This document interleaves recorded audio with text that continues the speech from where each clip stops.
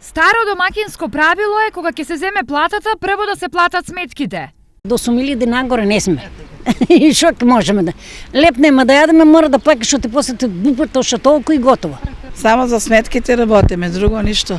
Давачките. Но вака не мислат или не можат сите? Па за само една година бројот на блокирани сметки е зголемен за нови 10%. Вкупно на ниво на регион извршителите им се ноќна мора на околу 6.000 граѓани, кои во различни банки имаат нешто на 14.200 блокирани сметки. Токму и поради ова, плаќањето на сметките се пролонгира, а тоа е една од најчестите причини за блокади на сметките.